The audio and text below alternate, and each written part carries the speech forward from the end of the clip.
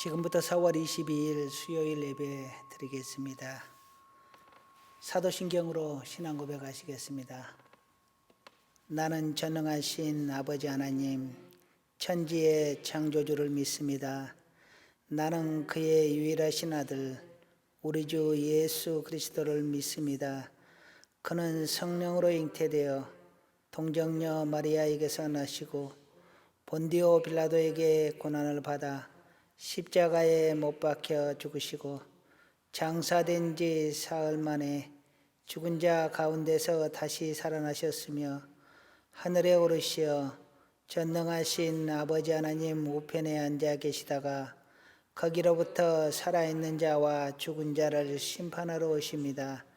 나는 성령을 믿으며 거룩한 공교회와 성도의 교제와 죄를 용서받는 것과 몸의 부활과 영생을 믿습니다. 아멘.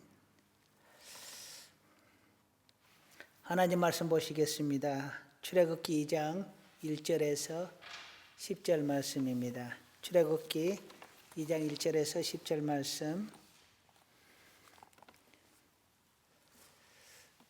저와 여러분이 한 절씩 교독하겠습니다.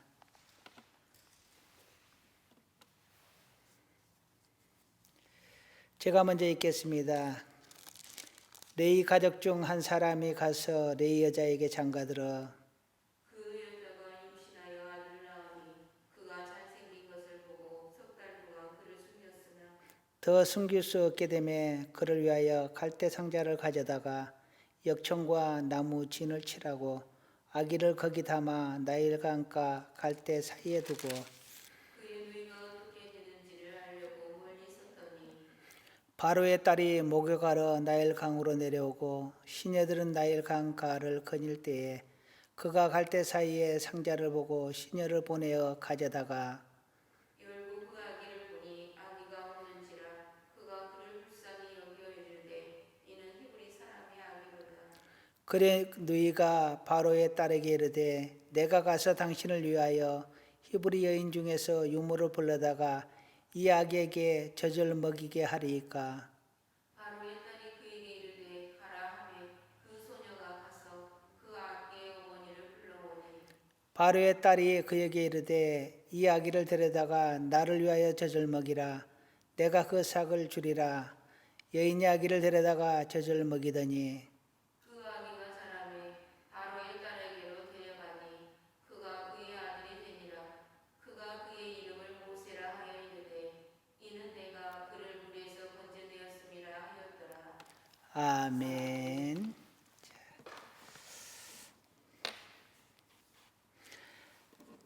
잠깐 기도하겠습니다. 할렐루야. 영광 받으시기에 합당하신 아버지 하나님, 지난 3일도 우리 하나님의 품에 품어주시고 오늘도 하나님 앞에 예배드릴 수 있도록 허락하심을 감사를 드립니다. 이 시간을 온전히 하나님 앞에 드리게 하여 주시고 하나님의 성령이 우리에게 주시는 감동을 아멘으로 받게 하여 주시옵소서. 하나님의 말씀이 우리에게 생명이 되고 능력이 되고 위로가 되고 평안이 되게 하옵소서. 예수님의 이름으로 기도드립니다. 아멘. 오늘의 말씀 제목을 한번 따라하겠습니다. 하나님은 다 계획이 있다. 하나님은 다 계획이 있다. 한 번 더 하겠습니다. 하나님은 다 계획이 있다. 하나님은 다 계획이 있다. 보면 우리나라에서는 태몽이라는 것을 잘 이야기를 합니다. 이 태몽은 아이를 가질 때에 부모나 또는 조부모나 이런 사람들이 꾸는 꿈을 태몽이라고 하는데 많은 사람들이 자신의 태몽이 뭔지를 알고 있고 어떤 사람은 자기의 태몽을 모르는 사람도 있습니다.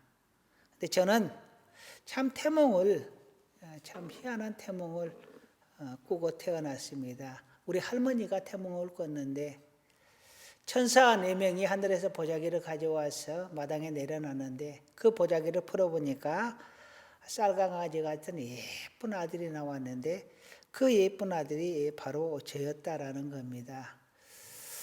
정말 좋은 꿈이죠. 그런데 우리 할머니는 그 천사를 날개 달린 사람이라고 이름을 붙였습니다. 하나님을 알지 못했거든요. 천사를 몰랐거든요. 그런데 어렸을 때 그 태몽을 저는 들었습니다. 어머니가 늘 이야기를 해주셨거든요. 그러면서 저에게 너는 하나님을 떠나면 절대 안 된다. 하나님을 떠나서는 절대로 잘 되지 못한다. 그러니 꼭 하나님을 믿어라. 예수를 믿어라. 이것이 어머니가 저한테 간곡하게 당부하던 내용입니다. 그래서 제 태몽을 저는 들어서 알고 있습니다. 근데 그때는 몰랐어요. 하나님께서 저를 뱃속에서부터 선택한 사람이라는 것을 제가 몰랐다는 겁니다. 제가 35이 되어서 이렇게 하나님을 인격적으로 만나게 되는 계기가 있게 되었는데요. 그 이후에 하나님께서 제게 말씀을 주시기를 내가 너를 뱃속에서부터 불렀다라고 이야기를 들려주시더라고요. 그러면서 그 태몽을 저에게 기억나게 해주셨어요. 그런데 하나님은 이렇게 계획을 가지고 저를 뱃속에서부터 불러 지금까지 오게 하셨지만 저는 사실 그것을 모르고 있었다라는 것입니다. 대부분의 사람들이 하나님의 뜻을 모른 채 살아갑니다. 그럼에도 불구하고 하나님은 당신의 계획을, 당신의 뜻을 이루어가고 계시고 또 여전히 함께하고 계신다라는 것입니다. 눈에 보이지 않는 하나님을 알게 하고 믿게 된 것이 거기서부터 시작이 되었습니다. 하나님은 정말로 살아계시는구나. 하나님은 나를 위한 오랜 계획이 계셨구나. 늘 하나님이 나와 함께 계셨구나. 내가 알든 알지 못하든 내가 따르든 따르지 않든 돌아보면 모든 삶이 하나님의 계획 아래, 하나님의 섭리 아래 있었다라는 것을 이제야 고백하게 됩니다. 한참 방황을 하던 시기에도 하나님은 저와 함께 계셨고 내가 지금의 아내를 만나는 것도 하나님의 그 계획과 섭리 안에 있었구나 하는 것을 새삼 느끼게 되고요. 그리고 제가 직장을 그만두고 하나님 일을 가기 전에 사모님이 먼저 직장을 그만두게 되었는데요. 그 또한 하나님의 계획이었구나. 만일 제가 직장을 먼저 그만뒀으면 사모님은 아마 직장을 그만두지 않았을 것 같아요. 그래서 하나님께서 먼저 사모 직장을 그만두게 하고 그 이후에 나를 불러서 목회자로 세워 주신 것 같습니다. 교회를 개척할 때도 제가 교회를 개척하지 않고 다른 큰 교회에 이렇게 전도사나 부목사로 가려고 했는데 아무 데도 받아주는 데가 없었어요. 그리고 기도 중에 하나님이 나를 개척하라고 이렇게 감동을 주셨거든요. 그리고 교회 개척을 하려고 마음 먹고 계약을 하자 그때부터 여기저기서 초청이 들어오더라고요. 하나님에게서 응답을 받았기 때문에 저는 모든 것을 다 거절을 했습니다. 그리고 개척을 했죠. 그리고 교회에 가서 1년 동안 교회 개척을 못하고 기도만 했던 것도 그리고 다시 딱 1년 후에 교회를 옮겨서 들어가게 되는 그 과정도 그리고 다시 이곳으로 옮겨오는 과정 그리고 교회가 자립하고 그 사이에 받아 고난당하고 힘들었던 모든 과정들 이 모든 것이 하나님의 섭리, 하나님의 계획 안에 있었다는 것을 이제서 고백합니다.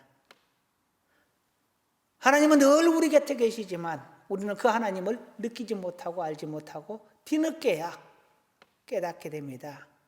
참 어리석은 것 같아요, 우리가.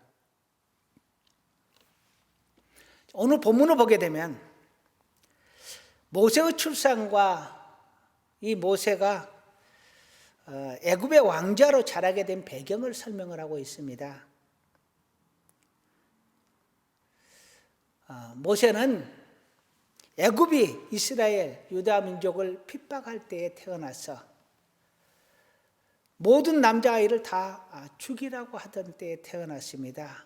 그런데 그 부모가 이 아이를 보고 마음에 감동해서 100일 동안을 3개월 동안을 이렇게 숨겨두었다가 결국은 갈대 상자에 넣어서 나일강가 갈대밭에다가 이렇게 놓아두게 되는데,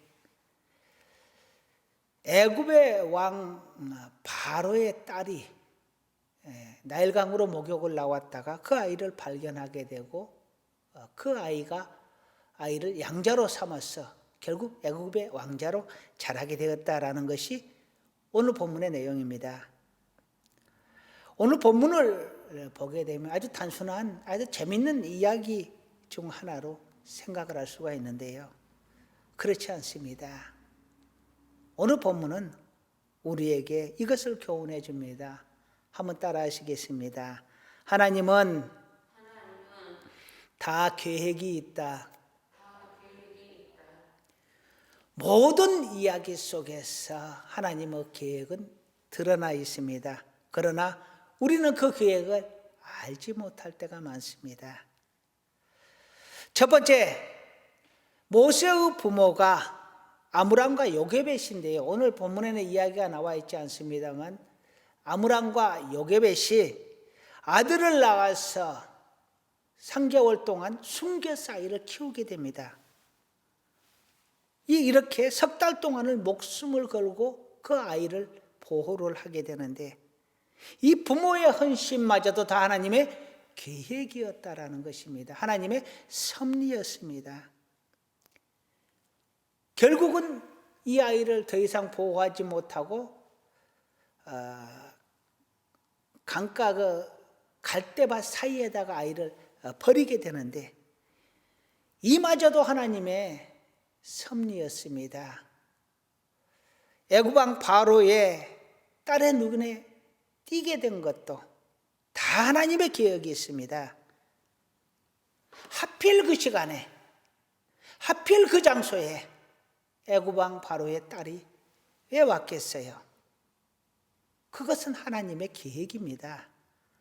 하필 히브리 아이였던 애굽의 아이도 아니고 히브리의 아이를 그 아이를 마음에 두고 그 아이를 양자로 삼게 된 것은 그것은 하나님의 계획입니다.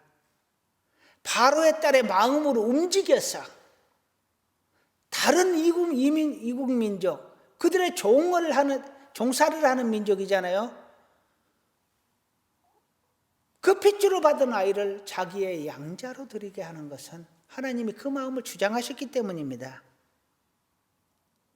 그리고 바로의 딸의 양자로 모세가 들어가야 했던 이유도 있습니다. 다양한 지식과 소양을 쌓을 수 있는 이런 기회가 그에게 주어졌거든요. 이 또한 하나님의 계획이었던 것입니다. 그리고 세 번째로는 모세의 어머니가 모세의 유모를 담당을 하게 되는데요. 이 또한 하나님의 계획입니다.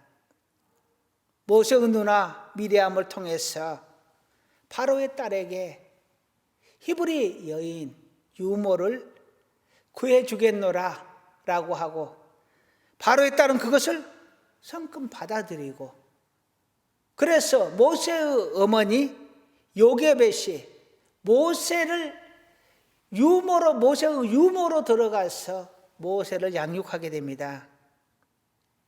이것은 매우 큰 의미가 있습니다. 모세가 3달 만에 애굽의 가정에 가서 애굽의 교육을 받고 애굽의 말을 배우고 그가 자랐다면 그가 이스라엘 민족의 지도자가 될 수 있겠느냐라는 것입니다. 절대로 그렇게 될 수가 없습니다. 정체성을 잃어버리잖아요. 내가 히브리 민족이다 하는 그 정체성을 잃어버릴 뿐만 아니라 민족에 대한 사랑도 그는 갖지 못했을 것입니다. 그런데 그 어머니 요게벳, 그 요게벳이 바로 유모였고 자기를 길러준 어머니였습니다. 그러니 그 어머니를 통해서 자기의 정체성을 갖게 되고 히브리 교육을 받게 되는 것입니다. 이것은 다 하나님께서 이후에 모세를 통하여 히브리 민족을, 이스라엘 민족을 구원코자 하는 계획 안에 들어있었다라는 것입니다. 그리고 10절 이후에 보면은 모세가 애굽 사람을 죽이고 미디안 광야로 도망을 가게 됩니다. 이 또한 하나님의 계획이었습니다. 이것이 왜 하나님의 계획이냐 하면요, 이후에 이스라엘 민족이, 유다 민족이 출애굽을 해서 가나안 땅으로 가는 과정에서 그들이 40년 동안 머문 곳이 바로 미디안 광야입니다.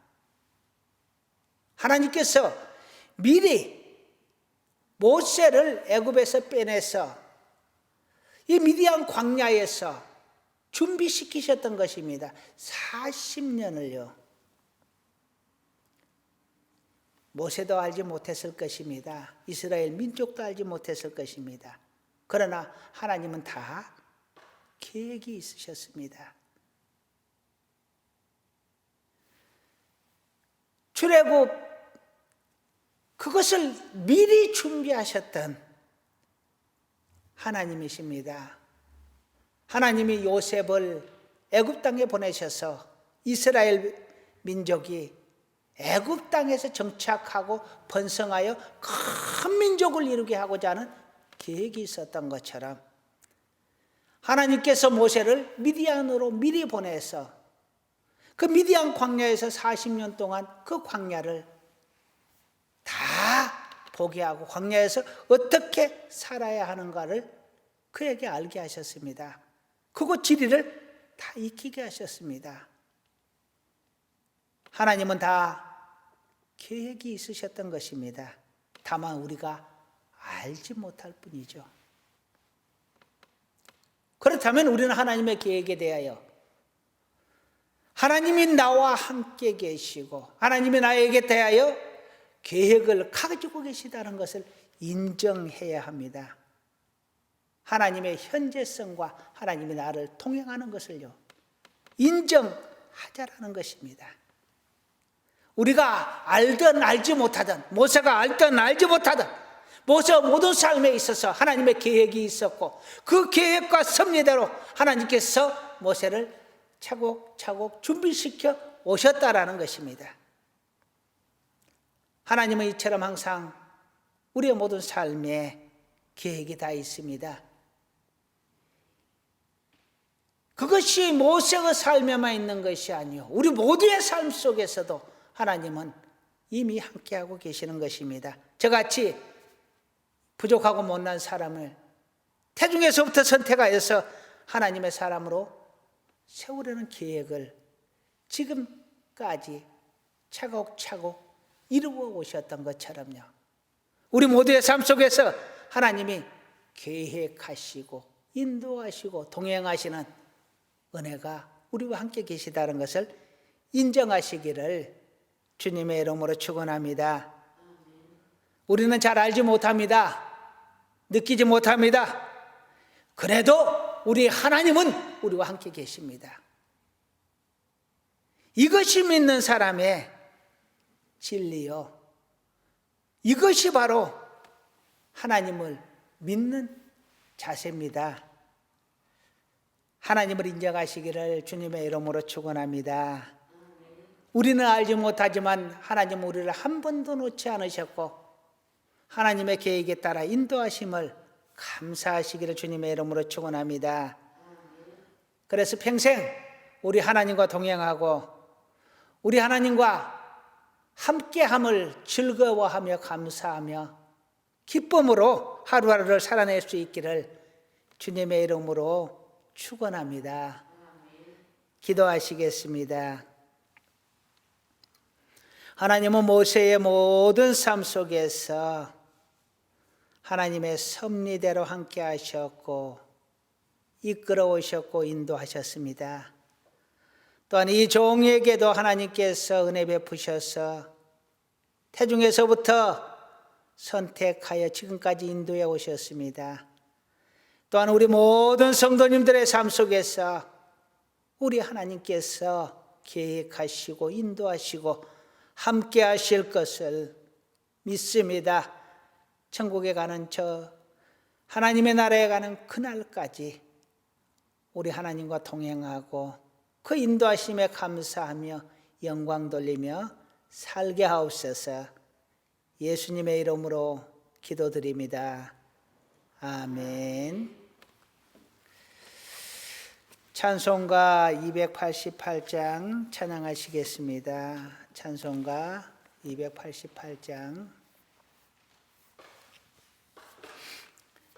1절과 3절 찬양할게요.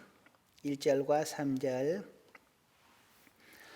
예수를 나의 구주 삼고 성령과 피로써 거듭나니 이 세상에서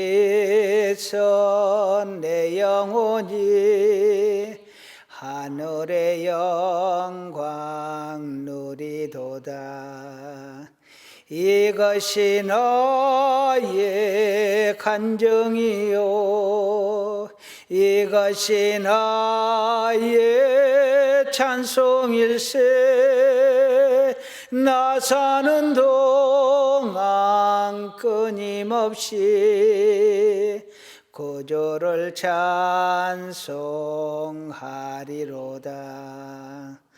주 안에 기쁨 노래모로 마음의 풍랑이 잔잔하니 세상과 나는 간 곳 없고 구속한 주만 보이도다. 이것이 나의 간증이요 이것이 나의 찬송일세. 나 사는 동안 끊임없이 구주를 찬송하리로다. 아멘. 교회 소식 전하겠습니다. 이번 주까지 영상 예배로 하나님께 드렸습니다. 다음 주부터는 이제 교회에 모여서 예배를 드리도록 하겠습니다. 코로나19로 거리두기 운동을 지금 하고 있는 상황이고요. 또한 안전을 위해서 예배 시간을 1부와 2부로 나누어서 예배를 드립니다. 1부는 10시에 예배를 드리고요. 2부는 11시 30분에 예배를 드립니다. 1부 예배 때는 1조, 2조 아동부 예배를 드릴 계획입니다. 자, 다시 한번 알려드립니다. 1부 예배는 10시에 드리고요. 우리 1조, 2조 아동부가 예배를 드리겠습니다. 2부 예배는 11시 30분에 예배를 드립니다. 3조, 4조 중고청년부가 예배 드리겠습니다. 2부 예배는 11시 30분 3조, 4조 중고청년부 예배 시간입니다. 가급적 조별 시간에 맞춰서 예배를 드리지만 시간을 맞추기가 어려운 분들은 자기 시간에 맞춰서 예배 드리면 되겠습니다. 그리고 부탁드립니다. 마스크는 필히 지참하셔서 착용해 주시기 바랍니다. 마스크를 착용하지 않을 경우에 출입이 되지 않습니다.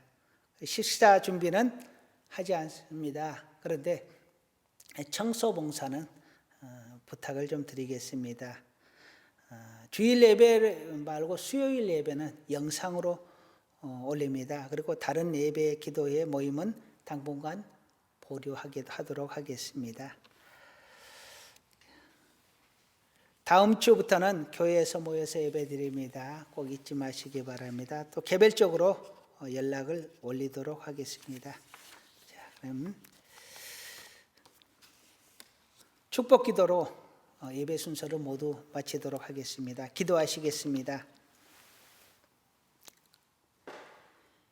이제는 우리 주 예수 그리스도의 구속의 은혜와 하나님 아버지의 지극하신 사랑하심과 성령님의 도우시고 인도하시고 축복하시는 놀라운 은혜가 언제나 하나님의 계획 속에서 우리 하나님의 인도하심과 돌보심에 감사하며 영광 돌리며 살기를 간절히 원하는 사랑하는 하나님의 자녀들 위해 우리 하늘교회 위해 이제로부터 영원토록 함께 계시기를 간절히 축원하옵나이다.